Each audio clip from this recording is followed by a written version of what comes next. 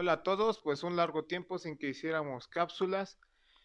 Bueno, una semana, un poquito más de una semana, que es lo normal que cubrimos aquí. Me estaban pidiendo ya el podcast de esta semana eh, desde hace tiempo y pues valía la pena porque estaba preparando este tema en virtud a las bobaliconadas que veía que estaba diciendo nuestro amiguito del canal, Rafa Sur, que desde luego no quiere debatir, que aquí tiene abiertas las puertas cuando quiera venir a debatir, ¿no? Porque él no me da réplica ya, será por miedo, porque otra cosa, pero bueno. Él comentaba que el obrero común en México no le interesa lo que pasa en otros países, no le interesa la historia universal, que solamente le interesa en todo caso la historia de México y que una vez que entienda la historia de México a lo mejor ya se empieza a interesar en la historia de... Es una forma de justificar su estúpido nacionalismo y chauvinismo, ¿no? Y bueno, creo que todavía de Rafa Sur se puede decir eso, ¿no? Cada vez me queda claro que el otro señor es un facho, un hombre de derechas extremas, disfrazado de izquierdas, ¿no? El tal vaquero. Bueno, ok, vamos el día de hoy con el tema. Creo que es más o menos extenso y vamos a ver. Cuando León Trotsky escribió el libro de la teoría de la revolución permanente, él mismo lo escribió de una forma que no le gustó la forma. El libro es una réplica en contra de Karl Radek y porque Radek había capitulado ante el estalinismo y pues tenía que dar una respuesta ante todo eso, León Trotsky. Entonces, le hubiera gustado a él plantear la teoría el libro de otra forma y que no hubiera quedado escrito en esa forma de réplica, de debate, ¿no? Eso es lo que León Trotsky hubiera querido. Pero en fin, las circunstancias se dieron y el libro quedó. Después de todo, ese tipo de libros son libros para la vanguardia, no son libros para la clase trabajadora, como El Capital, son libros para la vanguardia más que para la clase trabajadora. Sin embargo, pues sí es mi deber esclarecer, ¿no?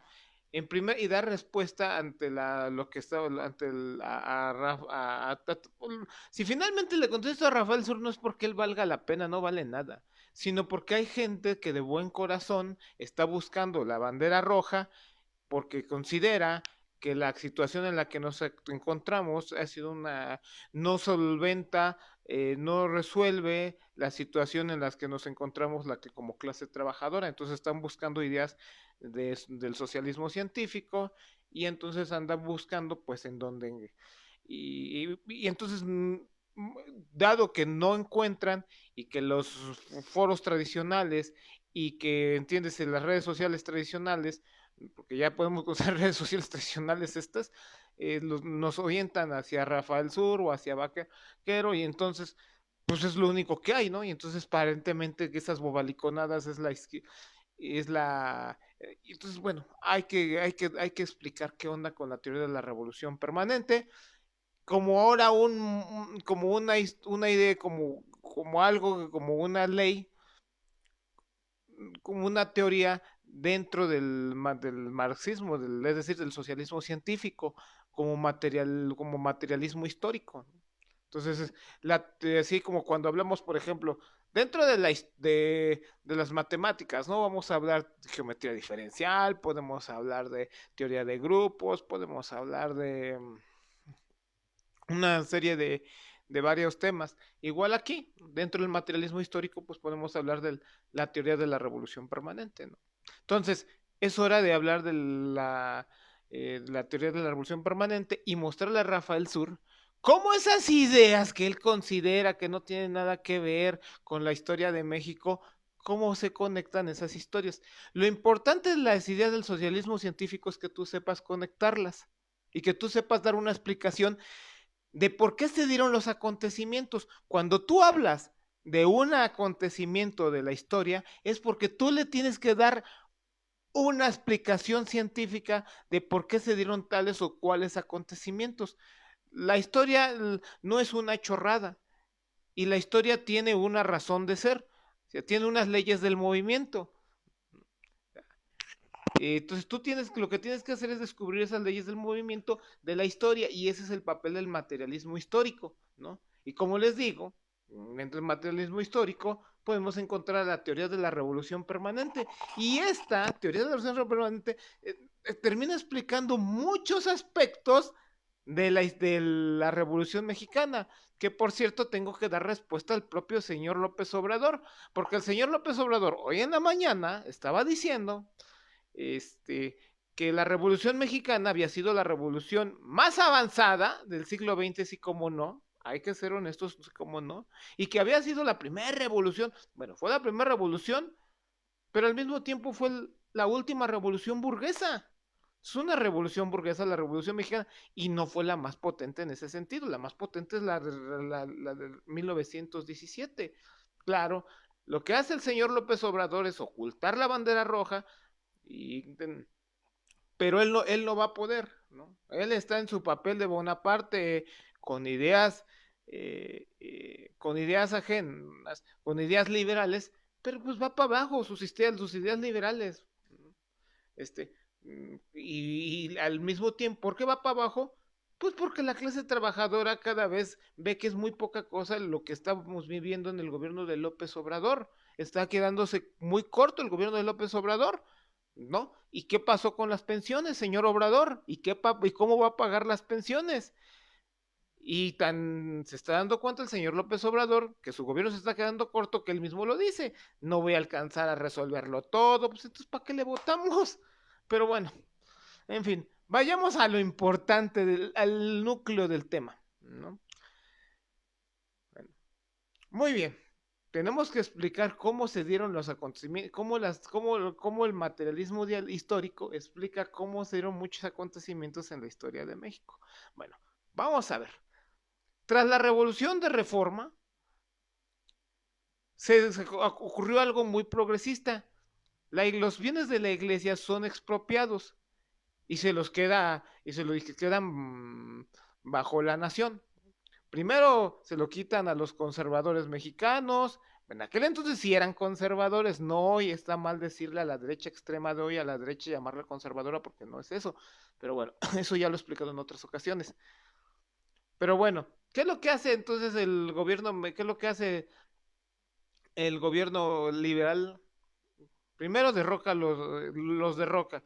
Primera lucha, primer caída, revolución de Ayutla. Segunda caída, se arma una situación de doble poder entre Veracruz, entre el puerto de Veracruz y en Jalisco, ¿no? En Guadalajara, Jalisco. Finalmente estalla una segunda guerra civil, son derrotados los conservadores y empieza a haber una desamortización, dicen los papanatas, para que que no se escuche feo, que vamos a hablar de expropiación, se les expropió, que le quede claro a López Obrador. Incluso Juárez expropió. Él no quiere expropiar ni un cacahuate, pero Juárez incluso expropió.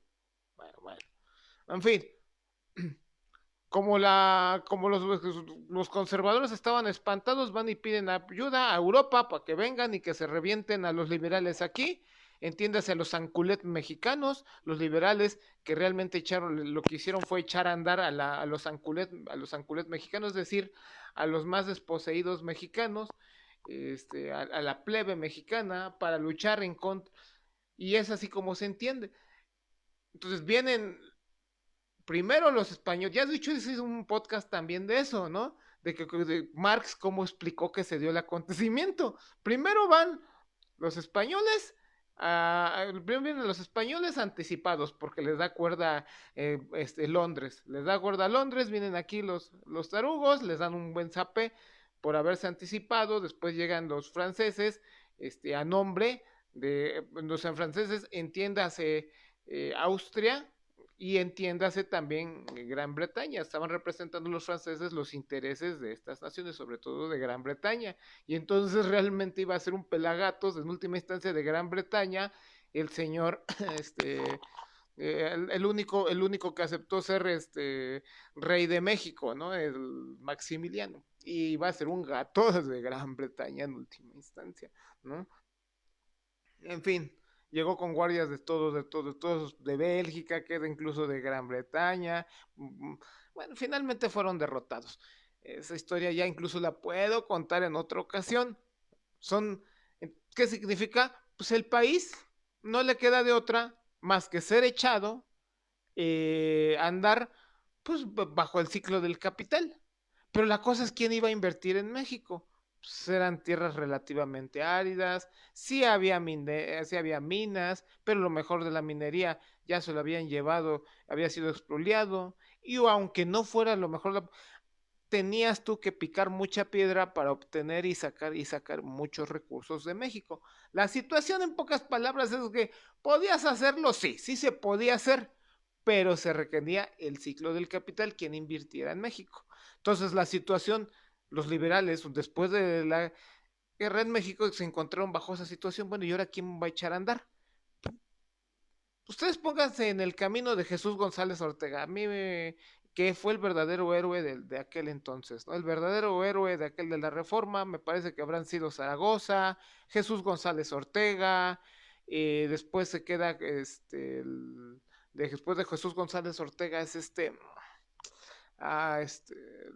Mariano Escobedo. No, Juárez se fue, se escondió, como de costumbre. Juárez se escondía, y ese es el mejor presidente de López Obrador, así como no para, quien echaba a andar a los anculets mexicanos, es decir, a los nacos mexicanos, es decir, a los, pues sí, los nacos. Eso es naco, es algo así, cuando tú traduces la palabra naco, del náhuatl, lo que significa es pues el descalzonado. Cuando tú traduces sanculet del francés, significa descalzonado. Es curioso, pero, pero resulta que significa la chinaca. Chinaco en francés, perdón, en castellano es descalzonado. Lo mismo que sanculet. Fíjense cómo la historia se repite, ¿no? Dos veces. Una, fíjense, y en esta ocasión, ¿cómo son los sanculet, los descalzonados?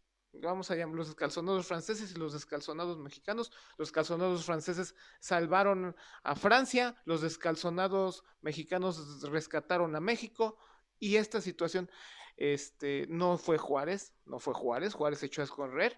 La cosa es quién encabezó ¿quién es el héroe de la Reforma? Pues el que se puso a la cabeza, Jesús González Ortega, Zaragoza, Mariano Escobedo, ¿no? Bueno, entonces ya, pero esa es otra revolución que también, pero se dan cuenta, esa revolución, sí dijo algo, sí, expropió expropió, sacó a la goma, le tronó los dedos y sacó a la iglesia y le quitó las tierras a la iglesia, pero se las queda el Estado, pero el Estado no tenía feria para invertir. Entonces dice el Estado, bueno, entonces, ¿quién va a invertir? No había prácticamente clase obrera en aquel entonces. Entonces, ¿quién va a echar adelante la nación? Si no hay una burguesía en México, si no hay una clase trabajadora en México, dices, bueno, entonces, ¿quién va a echar a andar a la nación? Pues la única posibilidad que tenían de echar a andar a México, pues que lo hiciera la burguesía internacional. La burguesía de los. ¿Y qué otra burguesía podía hacerlo? Pues solamente la burguesía europea. Bueno, pues entonces la burguesía europea es la que tenía que invertir en México. Eso sí, por cada peso que invirtiera en México, ellos se iban a quedar con un pedazo de tierra de México. Entonces, lo que se ofrecía en aquel entonces a la burguesía internacional es un pedazo de México, es decir, tú, un pedazo de México, y a los que vendieran las tierras, o los que trajeran inversores aquí a México, también tenían derecho a quedarse con un pedazo de tierra mexicana. Entonces, ¿qué fue lo que pasó? Otra vez se empezó a hacer pues de tierras, y se volvió a crear terratenientes en México, y volvieron a. Entonces, si se dan cuenta, aunque Porfirio Díaz hubiese querido hacer otra cosa, la tenía difícil. Tenía que traer la inversión extranjera de alguna u otra forma. Y sí, yo no estoy de ninguna forma u otra disculpando a Porfirio Díaz, que es un desgraciado y que a mí no me agrada. Porque imagínense, ¿qué hubiera pasado si hubiera sido, miren, si se hubiera quedado Mariano Escobedo, si se hubiera quedado Jesús González Ortega, hubieran tenido que verse obligados a una situación muy parecida, a echar a andar el ciclo del capital en México, pero como en México no había inversiones, pues tenía que hacerlo la burguesía extranjera, porque no había burguesía mexicana en aquel entonces, estaba en un país en donde no había prácticamente nada, ¿no? Salvo mucha gente con mucha dignidad que habían expulsado a todas estas gentes. Entonces, no hay, pero qué ahora, el papel del individuo sí tiene un papel que juega aquí, un papel muy importante, el papel del individuo. Es decir, bueno, sí, ¿qué papel?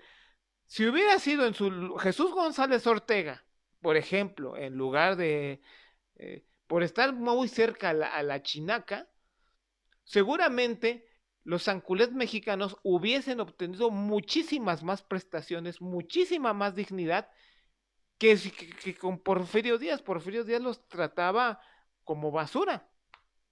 Y eso no hubiera ocurrido si se hubiera quedado Mariano Escobedo, si hubiera sido otro, si hubiera sido el propio Jesús González Ortega, si hubiera sido por alguna razón Zaragoza.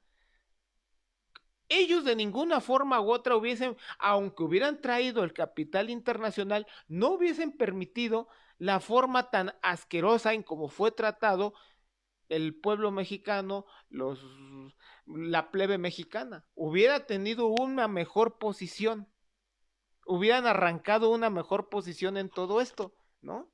Esa es la diferencia de traer al papanatas, malandro, de Porfirio Díaz, que no tenía ningún respeto por el pueblo de México, a otra persona que igualmente se hubiera tenido en la necesidad de traer y que de todas formas en México hemos tenido ese problema, pero con muchísima más dignidad. Los pueblos indígenas seguramente hubieran tenido mucho más indignidad, o sea, hubieran tenido mucha mejor prestación la naciente clase trabajadora mexicana hubiese tenido, es decir, la industria, hubiéramos tenido otra situación, le hubieran cobrado más impuestos al imperialismo extranjero, órale, te dejo que inviertas, pero vas a tener que darme más, porque también aquí como nación necesitamos crecer, y hubieras tenido una posibilidad, hubiera sido una cosa mejor. Sí, habría habido más pujanza, pues a la larga habría sido mucho explotado. Y es decir, puesto que esto les quiero dar a entender, la segunda transformación, es decir, la revolución de reforma, las tres que fue en tres caídas, la revolución de Ayutla, después la situación de doble poder y por último, pues la invasión extranjera, la invasión europea. Entonces fue en tres caídas esa tercera revolución, fue en tres caídas. Y la tercera, entonces, pero no resolvió, esa era una revolución burguesa, sí, sí fue una revolución burguesa. ¿Por qué? Porque pues, simplemente, a ver, ¿había proletarios? Pues no, la clase obrera prácticamente no existía en México, prácticamente no existía, ¿no? Entonces, los campesinos siempre actúan bajo la dirección de alguien. ¿Por qué? ¿Por qué los campesinos actúan bajo la dirección de alguien? ¿Por qué? Es que no tiene, aunque no le guste a Salmerón escuchar las verdades y aunque no les guste, bueno, que, ay, es que chillan, es que Marx, hacen Marx, porque además López Obrador dice Marx, es que Marx, y se quejan de lo que dice Marx. A ver, miren, la situación es muy clara, pensemos nosotros como si que fuéramos campesinos. Mira, los campesinos, había campesinos muy pobres como campesinos muy ricos. Ya les platiqué. Bueno, vamos a pensar después de la segunda transformación, después de la segunda revolución, hubo terratenientes, había terratenientes. Y esos terratenientes, pues cada vez querían más tierras, ¿no? Y había muy pequeños.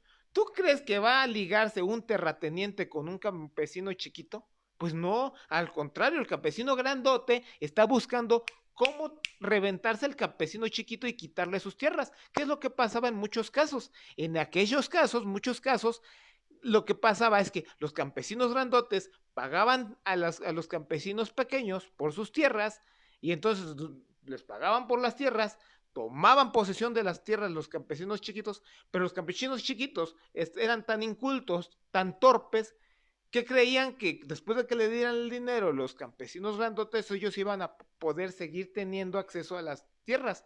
Y entonces para ellos era una sorpresa que ya no podían acceder a las tierras y que si ellos querían llevar al brebaje a su ganado, querían llevarlo a pastar, esas tierras donde entonces ellos podían pasar, ya no podían pasar.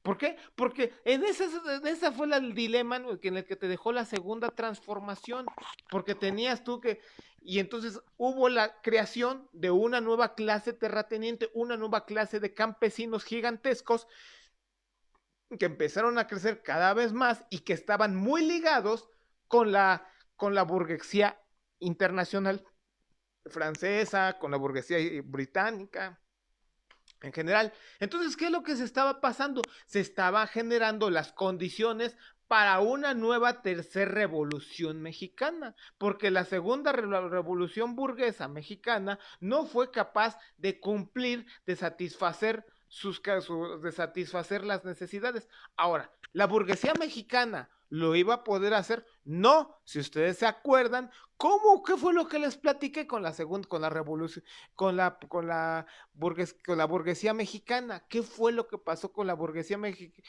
Pues no existía.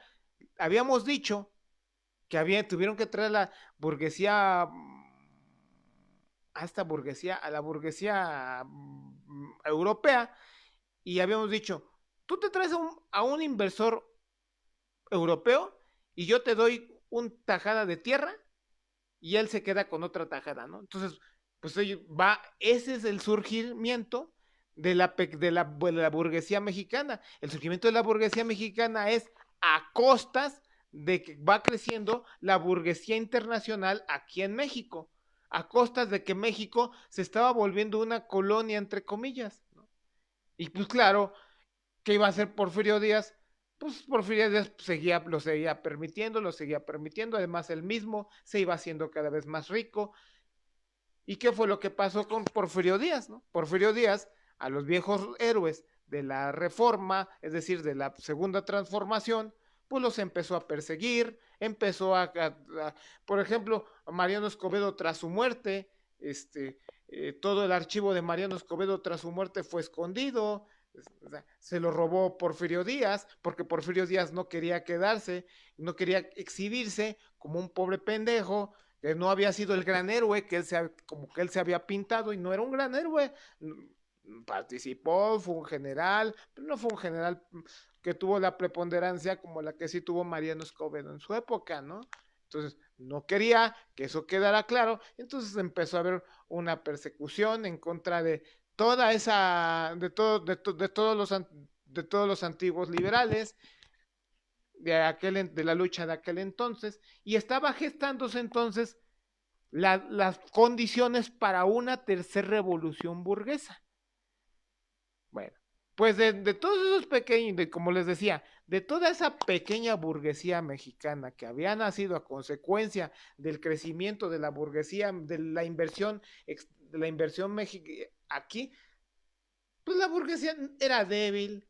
¿Ustedes creen que la burguesía mexicana iba a ver por lo suyo, o la clase terrateniente mexicana, lo que sea, iba a ver por lo suyo? Y claro, se sentía enfadada con el ciclo del capital extranjero aquí en México. Sí, pero paradójicamente ella existía gracias a ese ciclo del capital extranjero, ¿no? Entonces había que estar muy loco, muy tonto, muy torpe, como para o estar muy loco, para que siendo un burgués mexicano, un terrateniente mexicano, vayas a luchar en contra del propio imperio europeo, porque resulta que tú vives a costa de eso. Bueno, fíjense bien, entonces es pequeña la burguesía mexicana, es miope, no puede llevar a cabo ella ese papel, ese super papel, no lo puede llevar a cabo, está limitada para llevar. ¿Sí se entienden? No lo iba a llevar a cabo. Estas son las explicaciones de Carlos Marx. ¿Eso pasó en México? Pues sí, pues por supuesto. Lo que pasa es que a López Obrador no le gusta y a muchos no les gusta reconocer. Pero a ver, ¿ustedes esperan que Madero lo iba a hacer? Pues no. Si se dan cuenta, ¿cuáles son las características de Madero? Es un cuate medio el tocadisco. No lo digo yo, lo decía el propio papá de Madero. Lo decía Gustavo Madero, su hermano de Madero. Oye, o sea, lo decía la propia la familia de Madero, eran mismos que se daban cuenta, oye, pero si este cuate está medio no era, no le gustaba andar ahí consultando chamanes a Madero, era un cuate muy muy excéntrico Madero. Claro, ¿cómo no iba a ser excéntrico? Solo un excéntrico sería capaz de luchar en contra del imperialismo. Solo un burgués excéntrico sería capaz de luchar en contra de la burguesía extranjera. En ese sentido era un héroe. Madero. Sí, sí, sáquesela. Pero a ver, vamos a ver, don Madero. Sí, órale, le das una patada al imperio representado por Porfirio Díaz. Órale, ¡fum! Sácate de aquí, Porfirio Díaz, ¡fum! Ya, no quiero saber de ti. ¿Cuál era tu plan de acción? Por supuesto que los campesinos pequeños ya estaban hartos de los campesinos grandes. ¿Por qué? Porque les digo, a ver, lo digo yo, o lo dice lo dice Marx o lo dice la propia historia mexicana. La propia historia mexicana te lo está diciendo. Un campesino pequeño no iba a hacer equipo con un campesino grandote. A ver, ¿qué fue lo que hizo Madero una vez que estando en el poder? No empezó a pelearse con los pequeños campesinos en Morelos, y no surgió una insurrección de pequeños campesinos, bueno, en todo Morelos, en contra del hacendado Madero, una vez que el hacendado Madero llegó al poder. Por supuesto, porque los campesinos pequeños van por sus propios intereses y es muy distinto el interés de un hacendado como Madero.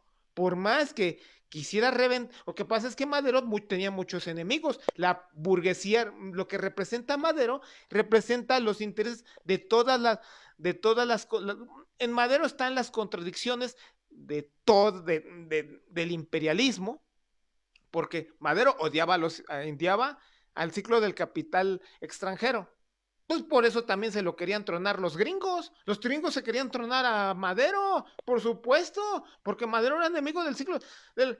Pero tampoco Madero quería a los campesinos chiquitos. También era enemigo de los campesinos chiquitos, Madero. ¿Se dan cuenta?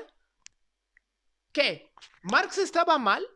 La Revolución Mexicana es una confirmación de la teoría de la revolución permanente. Es tonto pedir, o era tonto pedir, y es la explicación de León Trotsky, es tonto pedir que exista una organización campesina única. Bueno, pues ¿qué? ¿No lo entienden? Que, o sea, es que de plano hay que estar muy tapado para no entender eso. Por eso Madero, una vez en el poder, se peleó con Zapata. Zapata representaba los intereses de los pequeños campesinos, de los anculetes mexicanos, la segunda versión de los anculetes mexicanos. Ah, y desde luego, Pancho Villa, pero Pancho Villa, fíjense, Pancho Villa no fue ningún campesino, toda su vida él fue un obrero, o primero, en algunos casos fue obrero, en la extracción de la mina, fue minero, o en otras épocas fue peón, o sea, un obrero agrícola, pero si es curioso, Pancho Villa nunca fue campesino, nunca tuvo un pedazo de tierra, o sea, nunca tuvo un pedacito de tierra, siempre estuvo así, Pancho Villa. Era un, era el, la, representaba Pancho Villa el futuro del obrero mexicano, pero de forma embrionaria de lo que se venía era un pequeño campesino, un pequeño obrero. Pero así, como les digo, la clase obrera mexicana en aquel entonces era muy exigua, era muy, muy pequeña la clase obrera mexicana en aquel entonces. Eso es lo que representaba Pancho Villa. Y obviamente los explota, obviamente. Ahora, ¿sí entienden? O sea, Entonces, a mí, o sea, no, las ideas de Marx y de León Trotsky estaban súper confirmadísimas en la Revolución Mexicana. ¿Qué es eso de que el señor López Obrador, no, lo que pasa, aquí es que no se puede armar ninguna organización campesina? Pues sí, es obvio. Es más, fíjense bien. Y aquí viene la segunda parte. Una vez que Madero empezó y que los de Genovevo de la O, este cuate empezó a organizarse en contra de Madero y de los zapatistas en contra de Madero, resulta que uno de los que mandaron a luchar en contra de ellos, pues fue Felipe Ángeles, ¿no? Felipe Ángeles se le pidió que luchara en contra de ellos. Se le iba incluso a pedir, no se le pidió que fuera en contra de en el norte, a luchar con el norte, ¿no? Porque se encontraba en Francia, Felipe Ángeles. Entonces Felipe Ángeles regresa a México, regresa aquí a México, es un profesor muy querido entre los alumnos, porque era un profesor, un prodigio matemático, era un cuate con un gran artillero, todo lo sabía en ese sentido, un teórico, era un gran teórico, ¿no?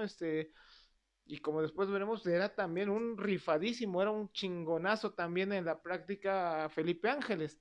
Bueno, y vamos a ver las contradicciones de Felipe Ángeles. Entonces, ¿se dan cuenta? Felipe Ángeles también se pelea, porque representa a Felipe Ángeles también los intereses de la burguesía nacional. Perdona, y después veremos que también no estaba menos chiflado, a pesar de tener todas estas maravillosas características. Felipe Ángeles no estaba menos chiflado que, que, que, no estaba menos chiflado que que Madero, ¿no? No tanto, porque el otro sí tenía fundamentos científicos, o sea, era matemático, no tanto, pero sí, sí, ahorita lo vamos a ir viendo. Y tiene su razón de ser. Todo lo chiflado de estos dos personajes tiene razón de ser.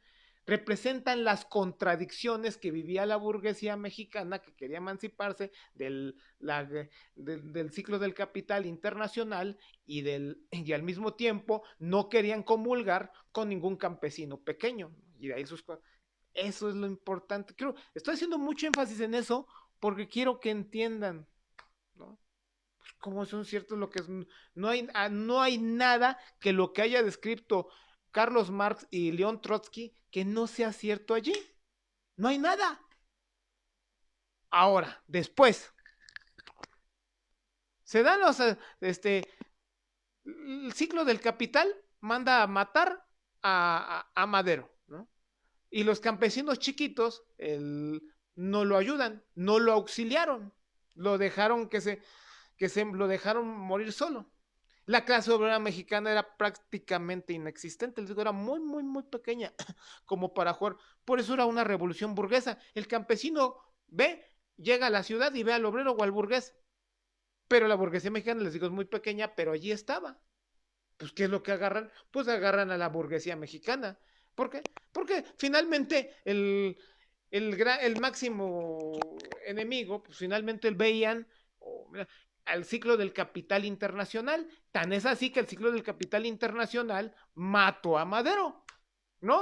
Pues no fueron la embajada de Estados Unidos la que estuvo bien metida y anduvo ahí de matona, y en particular se echaron a Madero, mataron a Gustavo Madero y perdonaron la vida a Felipe Ángeles, pero también le traían ganas a Felipe Ángeles, pero también entre que se lo perdonaron. ¿Por qué le perdonaron a Felipe Ángeles? Porque entonces pierdes el control. Como les decía, Felipe Ángeles era un personaje muy amado por el ejército. Tú te echabas a Felipe Ángeles, y si te echabas a Felipe Ángeles podías perder el control del ejército. Y bueno, si tú te metes al ejército de los Estados Unidos aquí a México una vez más, no tenían garantizado que fueran a ganar, iban a ser derrotados. Es más, iban a ser derrotados. Si el ejército estadounidense se metía a México, iba a ser derrotado el ejército estadounidense.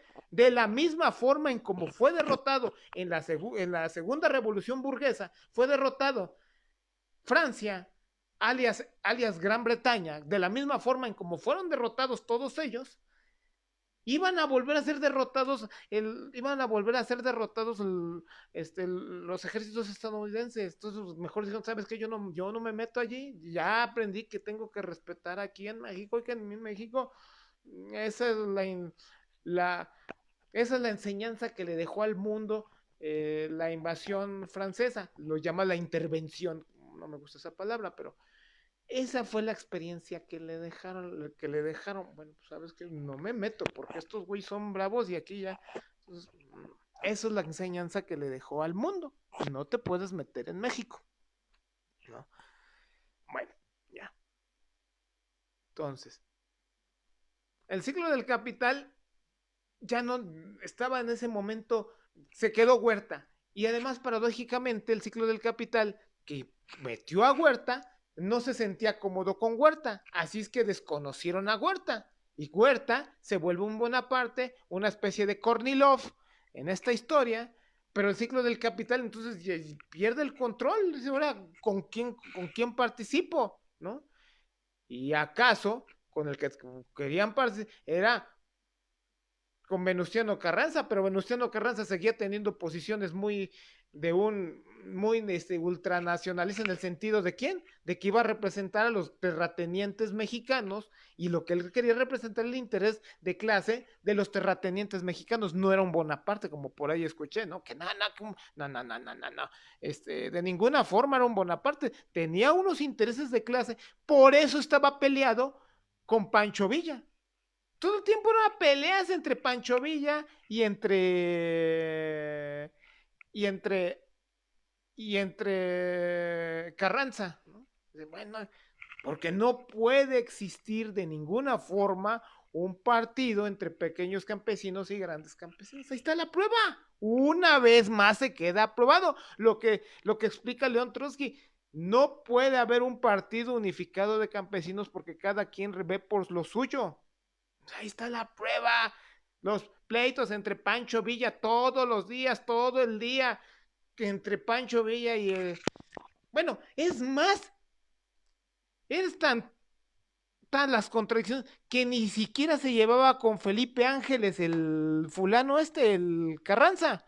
Felipe Ángeles, mejor se fue Felipe Ángeles y a la división del norte. Mejor se quedó en la división del norte. Se queda en la división del norte.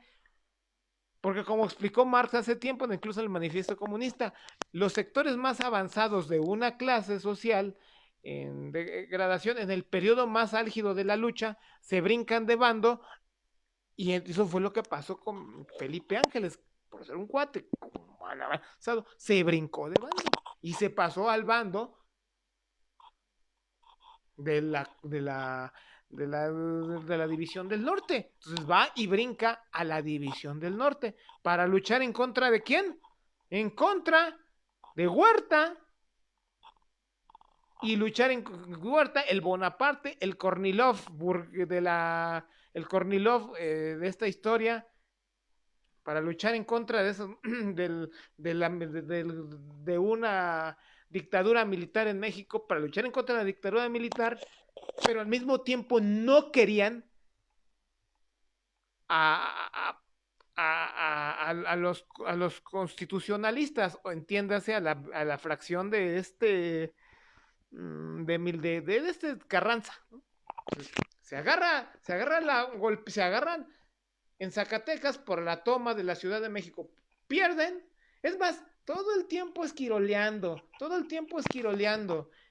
Carranza a Pancho Villa, le quitó el carbón para que no fueran los trenes, no tuvieran combustible para llegar a Zacatecas, y entonces querían mandar a Saltillo, si no mal recuerdo, a Pancho Villa para que no se metiera, y quería luchar los constitucionalistas, es decir, los constitucionalistas, entiéndase, toda esta fracción de pendejitos, burguesitos mexicanos y sotacos terratenientes, en contra del Kornilov mexicano, en contra de la dictadura militar, entiendes, en Zacatecas, pero no se le hizo. Es más, fíjense bien, no hubiera podido derrotar nunca jamás Carranza a Kornilov, de no haber sido porque llegan porque es la historia de siempre. Las burguesías nacionales siempre son muy pequeñas. La burguesía siempre como que es muy pequeña y tiene siempre la necesidad de buscar a los amplios sectores de la sociedad para triunfar, entiéndase en este caso. Por eso no terminaba de romper. Todo el tiempo había pleitos, todo el tiempo había... Pero Carranza no quería romper con Pancho Villa.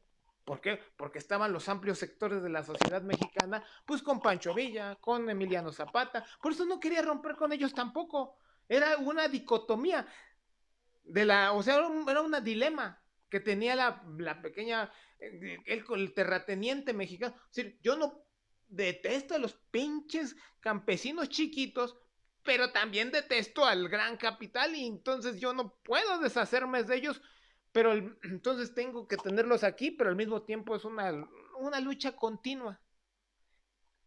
Eso es lo que representa. Después se triunfa en Zacatecas y triunfan, como siempre, los amplios sectores. Necesita la pequeña burguesía, la burguesía chiquita, es decir, mexicana, y los necesitan para derrotar a Huerta. Finalmente Huerta se va a la goma, chun, chun, chun, chun, y llegan a la ciudad las tropas, y llegan a la ciudad, pues las tropas de Pancho Villa y de Emiliano Zapata. Llegan a la ciudad, pero, antes de llegar a la ciudad, perdón, pasan por la convención. La convención en Aguascalientes era no es propiamente una convención, es, digamos, es una asamblea gigantesca, ¿no?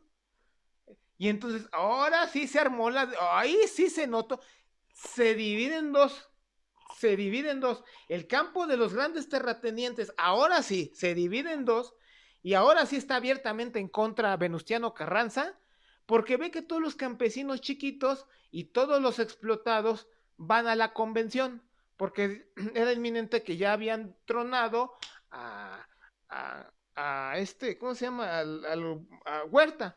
Pero bueno, dicen los campesinos chiquitos, ¿qué vamos a hacer con la nación nosotros?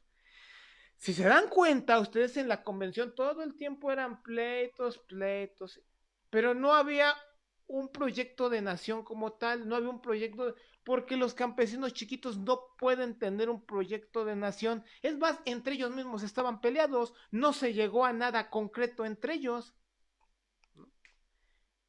¿Y qué posturas eran las que entonces empezaban a tener triunfo dentro del bando de los convencionistas?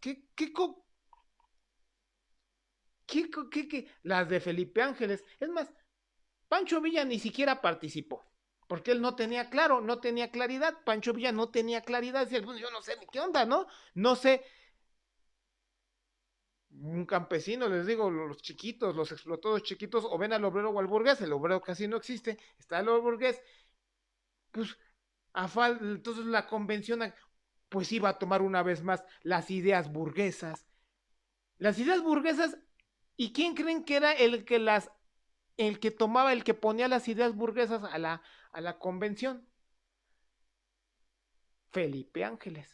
Felipe Ángeles y había otro que era muy culto, pero el otro güey no era tan popular como Felipe Ángeles, y al mismo tiempo Felipe Ángeles, pues sí era popular entre la tropa, era muy querido contra la tropa, pero también había una contradicción que sentían con Felipe Ángeles, porque sentían que él venía del extranjero, que se había incorporado a la lucha tarde.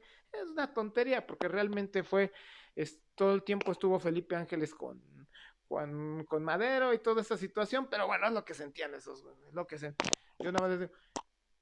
Pero, si ustedes toman las ideas de Felipe Ángeles y las ideas de Carranza eran las mismas. Ajá, sorprendente. Pero Felipe Ángeles pensaba igual que Carranza, ¿no? De hecho, Pancho Villa quería que el presidente de México fuera Felipe Ángeles, que dejara en la presidencia a Felipe Ángeles, quedarse en la Ciudad de México y que en Ciudad de México se quedara Felipe Ángeles como presidente. ¿Cuáles eran las ideas de Felipe Ángeles? Ni nada diferente. Se peleaba con Pancho Villa, Felipe Ángeles a cada rato, a pesar de que eran muy aliados y de que peleaban en contra del hijo de la chingada de Carranza, hijo de la chingada,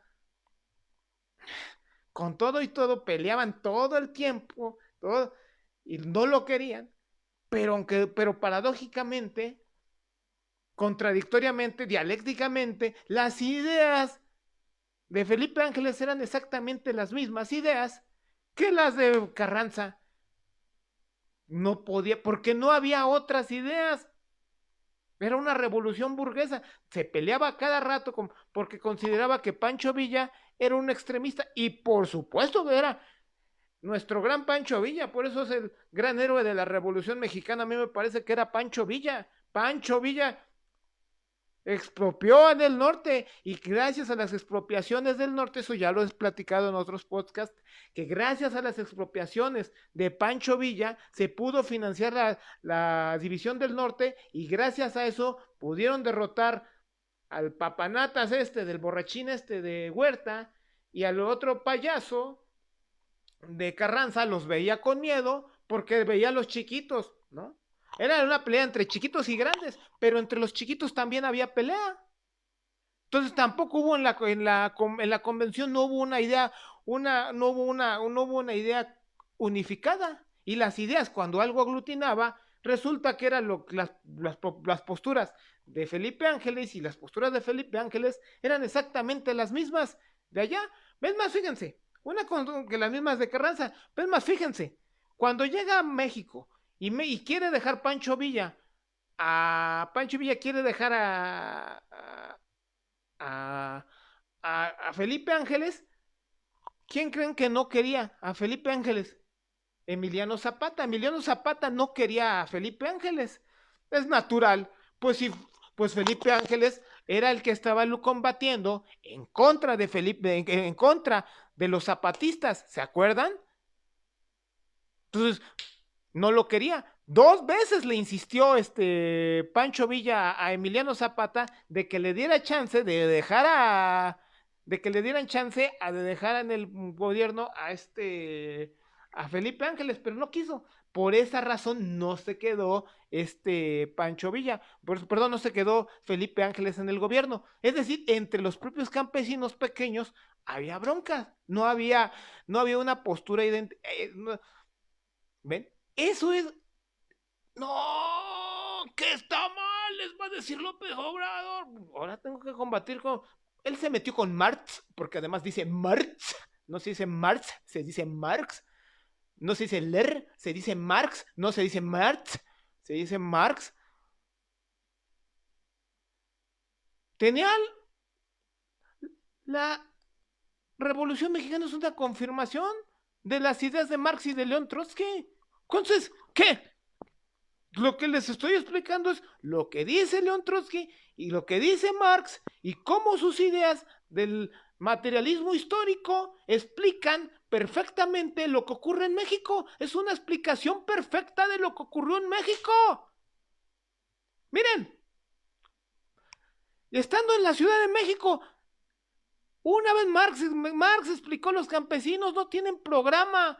Pues no es lo que les estoy explicando, que hasta en los campesinos pequeños, por sus propias divisiones, no tienen un programa de lucha unificado, tan no lo tienen, que lo más claro fue que no se quedó Felipe Ángeles, que era la opción lógica, era el hombre que hubiera sido desde mi punto de vista el mejor hombre en la presidencia de México que hubiera tenido México en aquel entonces. A mí me parecer hubiera sido que Felipe Ángeles hubiera quedado como presidente de México y hubiera pasado lo mismo. A mi parecer, Felipe Ángeles hubiera echado a andar el ciclo del capital en México una vez más, pero me parece que no habría dejado a los Anculet mexicanos en una mejor condición y de no tantas para que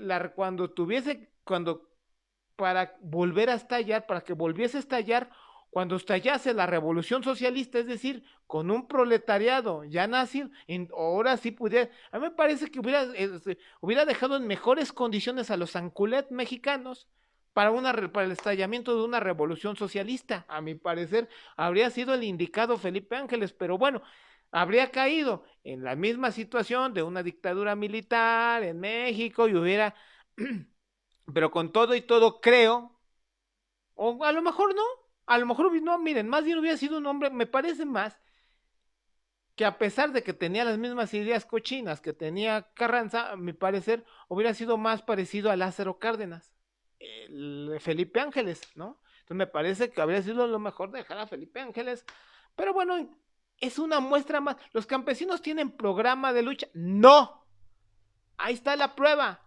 Mejor, ¿qué fue lo que empezaron a ver ahí varias divisiones que y las tropas? Lo más lógico habría sido es que los campesinos chiquitos llegaran y que terminaran de romper el hocico a los campesinos grandotes, a la burguesía mexicana pedorra, representada por Venustiano Carranza, que en aquel entonces se encontraba en Veracruz. Entonces lo más lógico era mandar a la división del norte, estando en México, y meterse a Veracruz, y reventar en Veracruz, romperle el hocico completamente a Venustiano Carranza. ¿No pasó? ¿Por qué no pasó? Pues porque es una razón lógica. Si los campesinos chiquitos le rompen su madre a esos güeyes, a los grandes, ¿qué ideología van a seguir? No tienen ideología. No es como la clase obrera tiene un proyecto de lucha, por eso no fueron y no se reventaron sí que mandaron unas tropas simbólicas para irse a medio reventar con Venustiano Carranza allí, pero medio hacerlo para permitir que Obregón, en aquel entonces, es hijo de puta de Obregón, aliado, con aquel entonces, con Venustiano Carranza, organizara perdón, por todo ese lenguaje, pero yo los odio, los detesto, no, los personajes, permitir que se defendiera Obregón en aquel entonces y defendiera a Venustiano Carranza y defendiera a toda esta gentuza y reventarse a los pequeños campesinos con quien yo tengo mi corazón, con los explotados de aquel entonces, ¿no? Pero no podían hacerlo porque no tenían programa. ¿Y ahora quién seguían? No les quedaba de otra. Tenían que buscar a ese sector. ¿Sí les queda claro? Entonces, son cuestiones objetivas. Oye, es que ¿por qué Pancho Villa no mandó a la división? Porque Pancho Villa no tenía quien seguir.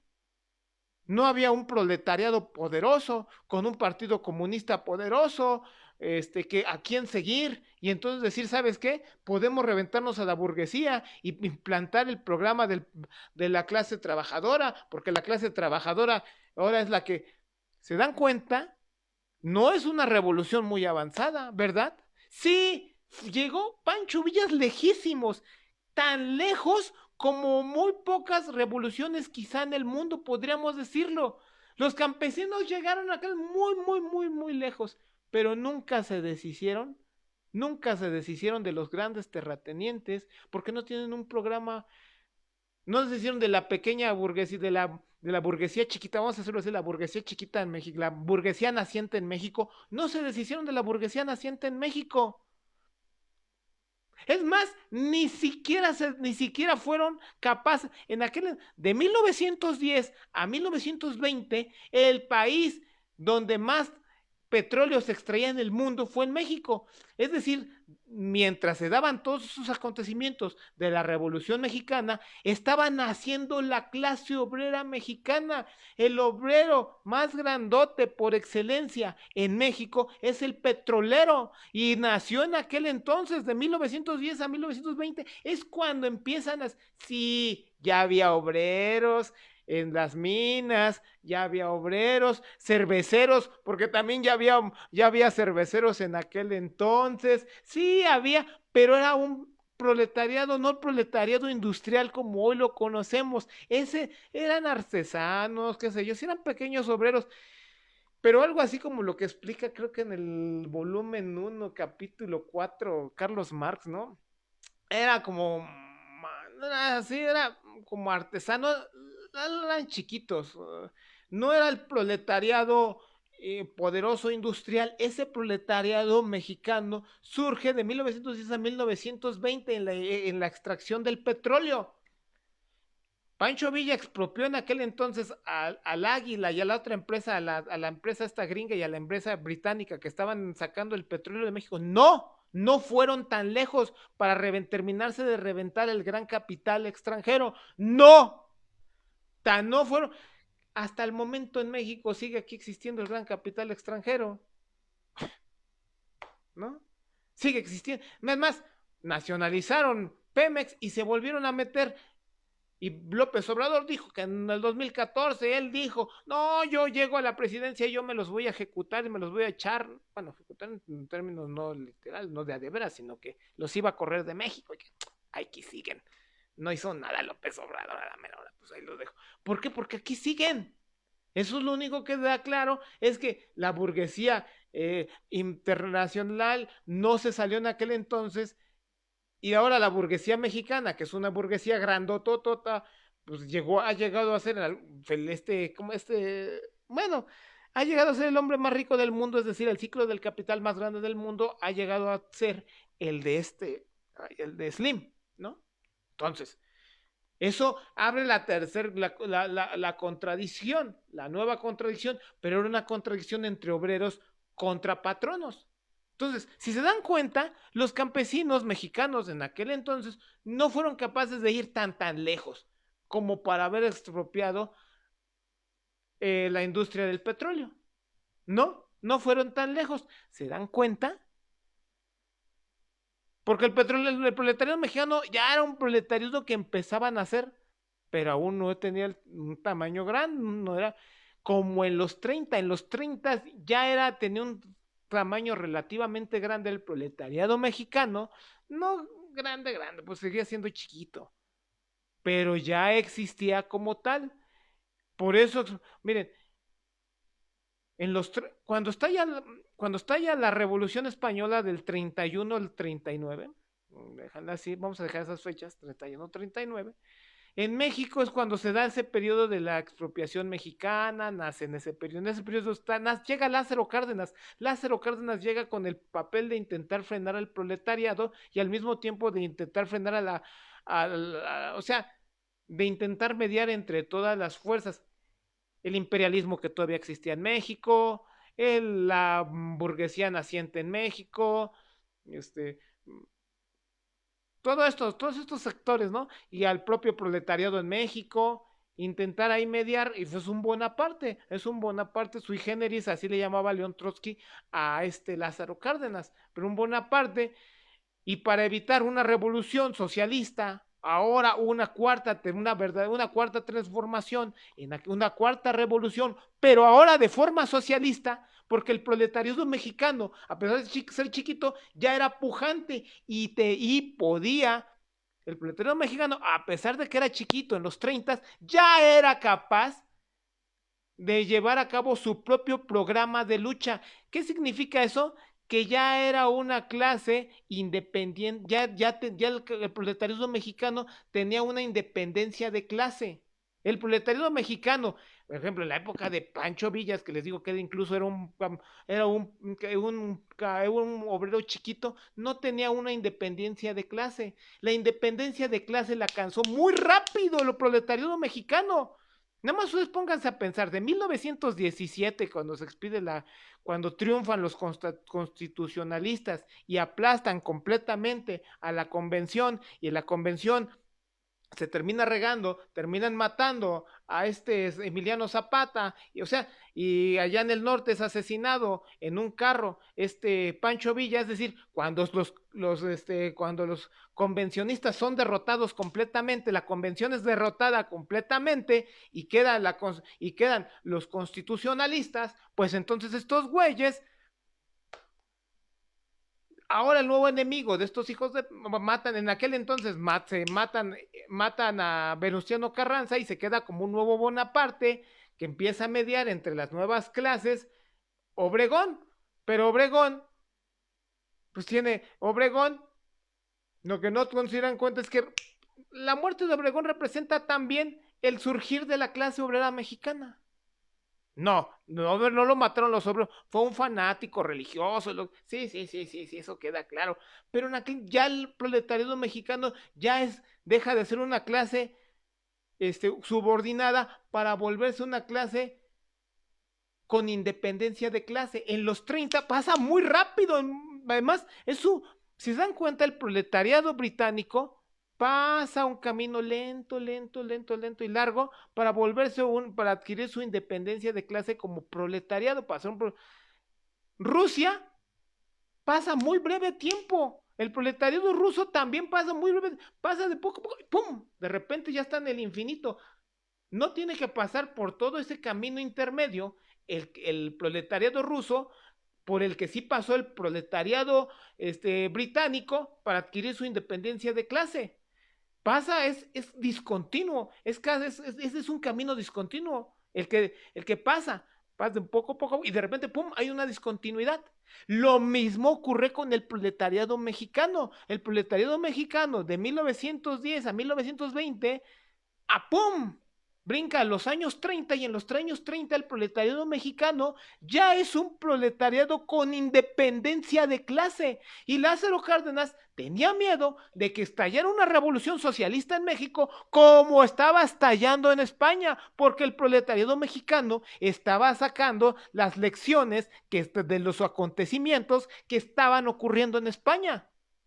Por esa razón expropia Lázaro Cárdenas y todas las concesiones que hizo Lázaro Cárdenas en los años 30 fue para evitar que el proletariado, ahora con independencia de clase, el proletariado mexicano, ahora con independencia de clases, llevara a cabo una revolución socialista. Sí, no, y hubo porque no existía un partido comunista, un partido revolucionario que llevara a cabo, que echara a las clases, al proletariado mexicano y que llevara al proletariado mexicano a una revolución socialista. Habría sido difícil, bajo esas circunstancias, mantener bajo control al Tata Lázaro. Lo habría sido muy difícil contener al proletariado mexicano, y el proletariado mexicano habría luchado en contra del gran capital, del ciclo del capital imperialista, y en contra del ciclo del capital mexicano. Habría luchado en contra de ambos porque era la única clase social, o mejor dicho, es la única clase social que tiene que puede deshacerse de tanto la burguesía nacional como de la burguesía internacional. Como les explicaba en un principio, la burguesía nacional nace a consecuencia de que del crecimiento de la burguesía internacional aquí en México, ¿no? Tiene ese vicio. Los campesinos también tienen los pequeños campesinos con los campesinos grandotes tienen ese vicio. Se dan cuenta, es algo enfermizo. La lucha entre se necesitan, pero al mismo tiempo se odian. Se necesitan, pero se odian. Entonces, bajo esas condiciones, ninguna de esas clases sociales en México iba a ser capaces de llevar la emancipación de la nación. Entonces, ¿cuál es la única clase social que queda? Es el proletariado.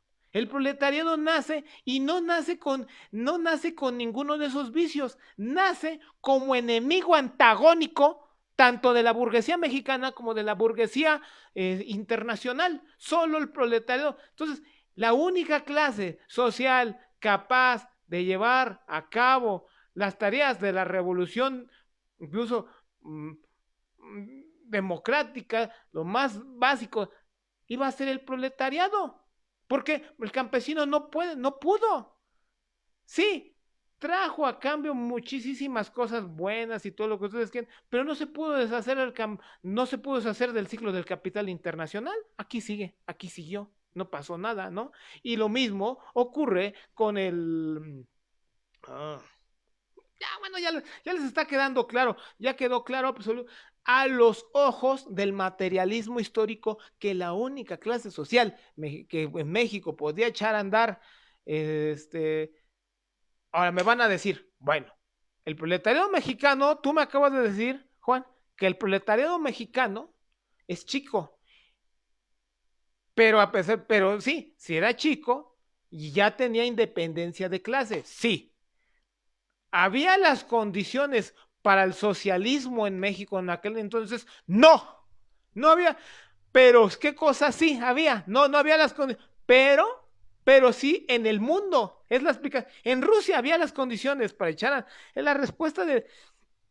¿Había las condiciones para la revolución Socialista como tú, hija, pues no, porque Rusia era también un país que venía del feudalismo, no las había, pero en el mundo sí las hay. Entonces, ¿cuál es la idea? Que el proletariado toma el poder en Rusia y una vez que toma el poder en Rusia, alias de lo mismo situación en México, si hubiera existido un partido comunista en México, hubiera tomado el partido, toma el poder en México, ¿y qué es lo que ocurre? El partido mexicano en México con el poder, el proletariado pequeño en México, con el poder en México, ¿qué hubiera sido capaz?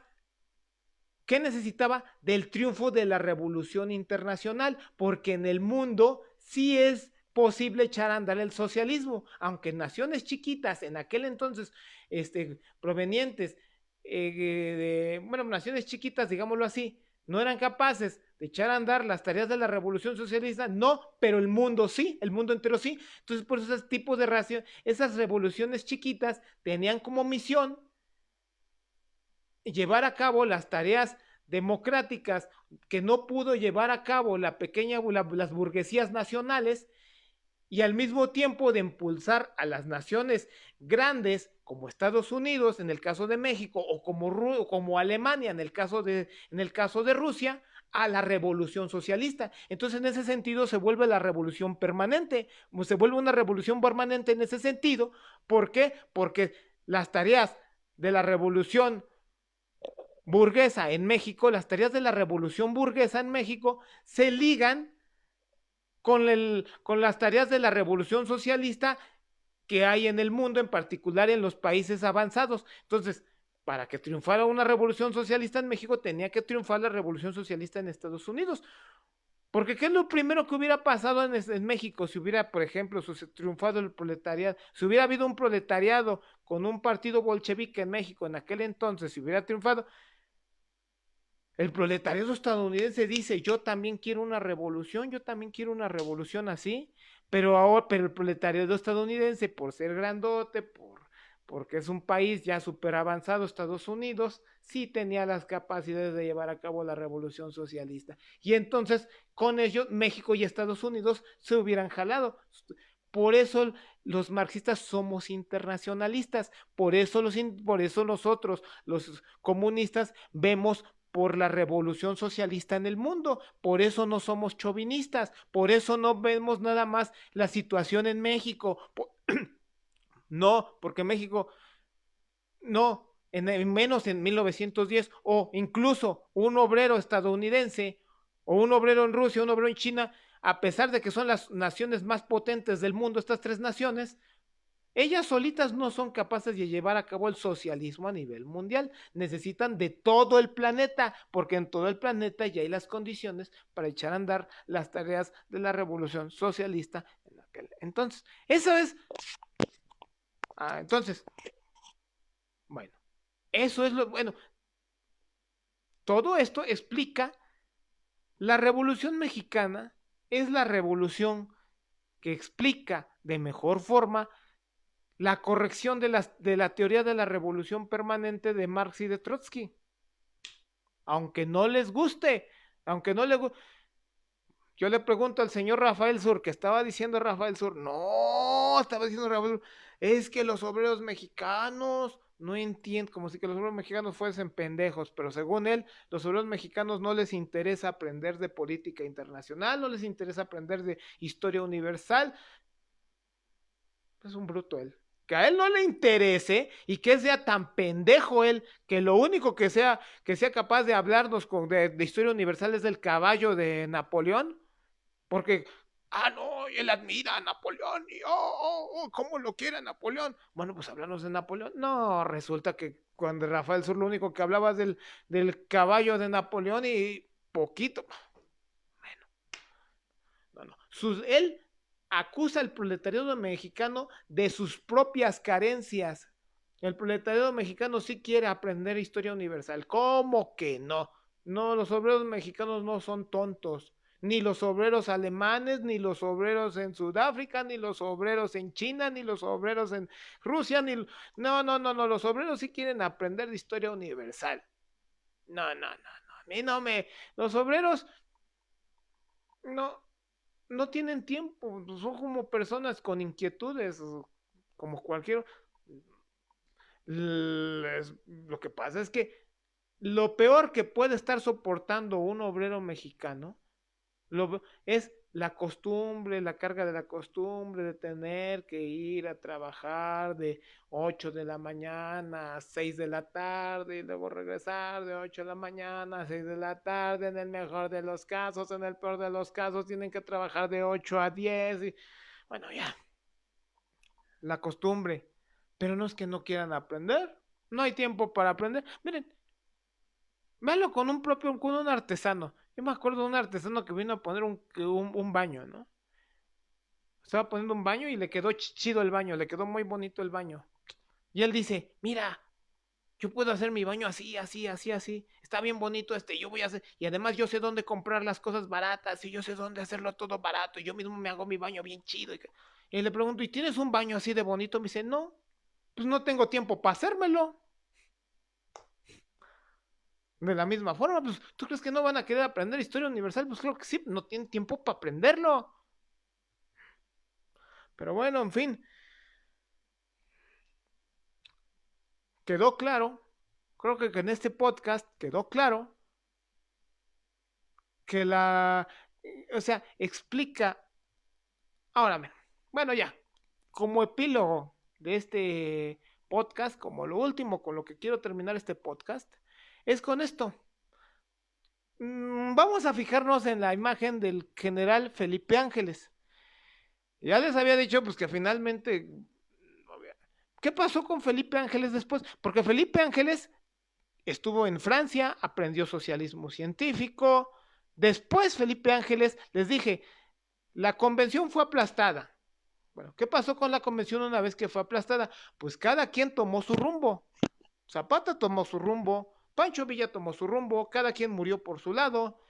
Felipe Ángeles se fue al exilio y desde el exilio un rato estuvo en El Paso, o no sé, en Texas, en El Paso, Texas, y otro rato le fue muy mal, le fue muy, muy mal, y se fue entonces a Nueva York, donde fue a buscar trabajo, y también seguía pobre, y la mayor parte del tiempo se la pasaba en las bibliotecas en Estados Unidos aprendiendo socialismo científico. Un rato después bajó eh, con Pancho Villa para pedirle a Pancho Villa que intentaran impulsar un levantamiento pues en contra de Carranza, en contra de toda esta gentuza, ¿no? Contra de Obregón y volver a rearmar a los pues a los viejos a los viejos de la convención, ¿no? Ahora vamos otra vez más los chiquitos en contra de los grandes. Pero pues no, no, finalmente no se pudo armar, porque insistía en lo mismo, insistía en las mismas locuras de siempre, Felipe Ángeles, que, bueno, ya de que el Pancho Villa era muy extremista, cuando realmente no entendía, no le quedaba claro. Bueno, finalmente se enteran, que está aquí en México los militares, lo llevan y lo fusilan, que a a Felipe Ángeles. Ahora, ¿qué fue lo último que dijo Felipe Ángeles antes de ser fusilado? Dijo que se consideraba socialista, pero que al mismo tiempo él consideraba que había que estar,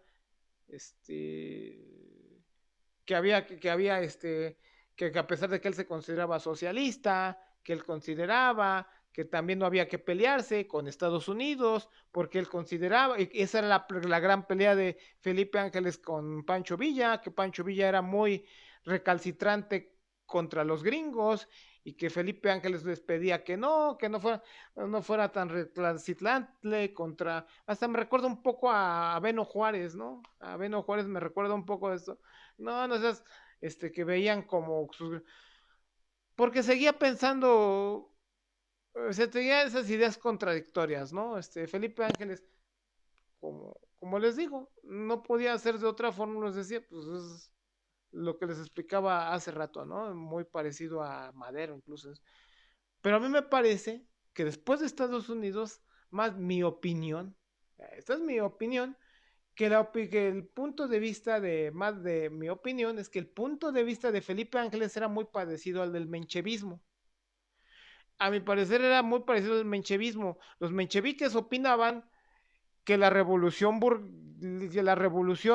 que el proletariado en países pequeños no era capaz de llevar a cabo, de países pobres, no era capaz de llevar a cabo la revolución socialista y que entonces lo que tenía que hacer el proletariado y los partidos socialistas era someterse en todo caso a los intereses de, del que el gran, en pocas palabras era someterse al gran capital. Ellos no lo querían decir así, lo disimulaban de muchas formas, pero eso era porque tenía que crecer la nación, una vez que fuera grandota, grandota y que hubiera muchos obreros en esa nación pobre y que se volviera una nación rica, entonces sí, después de muchísimos años, llevar a cabo las tareas de la revolución socialista, es decir, ellos esperaban que la burguesía nacional jugara con su papel histórico, pero la burguesía nacional no iba a jugar nunca con ese papel histórico. Ese es el error de Felipe Ángeles en toda esta argumentación. A mí me parece que Felipe Ángeles era muy parecido la opinión de Felipe era muy parecida a la del menchevismo, ¿no? Y de ahí todos esos errores teóricos, porque si Felipe Ángeles con ese pensamiento le hubiera tocado vivir los acontecimientos de los años 30, le hubiera dicho a los obreros mexicanos, no, obreros mexicanos, no, ¿cómo que no? Espérate, lo que tenemos que hacer es reventarnos, es lo que les acabo de decir, por supuesto que el proletariado en países pobres tiene el potencial para reventarse a la gran perdón, y echar a andar las tareas, dado que la burguesía no va a echar a andar a las tareas de la revolución burguesa, que las echa a andar el propio proletariado. Y una vez terminadas con las tareas las tareas de la revolución burguesa, se sigue de frente con las tareas de la revolución socialista. Por eso se llama revolución permanente, porque está permaneciendo de las tareas de la revolución burguesa a las tareas de la revolución socialista, queda permanente, va en una liga. Por eso se llama las tareas por eso se llama la teoría de la revolución permanente. El proletariado en países pobres es capaz de echar a andar las eso que tienes que tomar pues obviamente el control de expropiar a la burguesía y él mismo una vez expropiando a la burguesía de esos países pobres pues echar a andar todas las tareas que tenía que haber echado a andar la burguesía pobre y echarlo a andar él y una vez va a tener la posibilidad también de seguirse de frente con las tareas de la revolución socialista. ¿Por qué?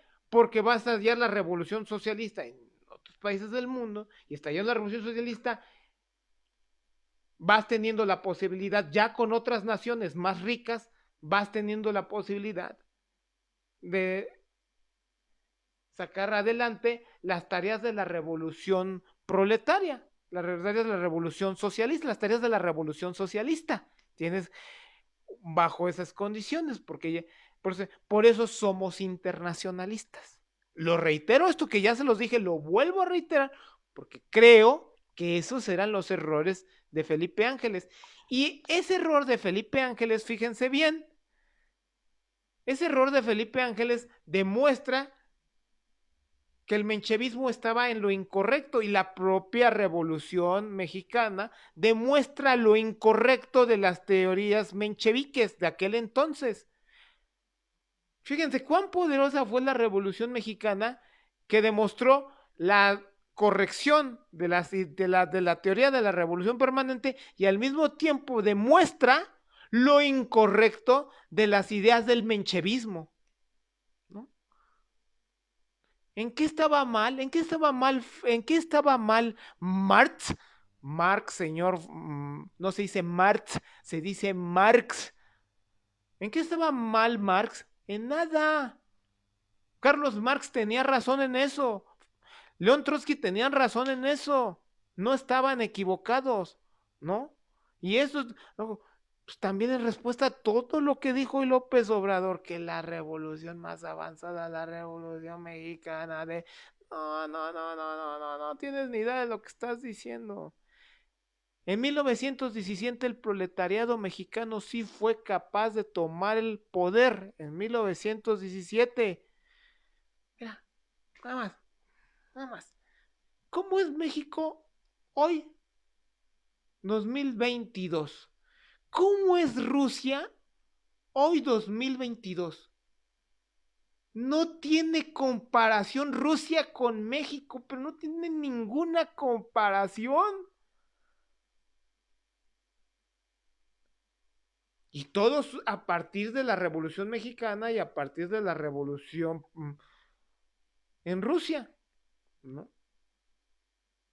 No hay, no, o sea, nada más compara el potencial de Rusia con el potencial de México y te quedará claro, pues, que en México las condiciones se dieron a que no, que estamos así como estamos porque no fue una revolución, fue una revolución burguesa y fue lo último de la revolución burguesa, ¿se les queda claro? Fue lo último.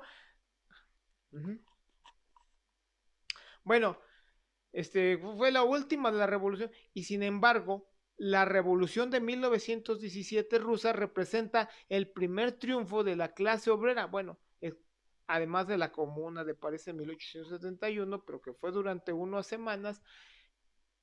La revolución rusa de 1917 sí fue por varios años, se mantuvo y llevó a un país feudal o semifeudal de Rusia, lo llevó a convertirse en la superpotencia mundial, ¿no? Bueno, creo que ya quedó claro, creo que por eso es suficiente por hoy, he dicho bastante. Y bueno, por eso a veces me tardo, porque hay que estar preparando cápsulas y esta cápsula pues quedó al tiro, me parece, ¿no? Como respuesta absolutamente a todo. Se dice Marx, no Marx. Bueno, muchas gracias. Dejen likes, por favor, dejen muchos likes para que se abra la difusión en este canal. Les pido muchos likes. Bueno, muchas gracias. Ya está creo que por ahí el ratón Mickey. Saludos al ratón Mickey. Saludos.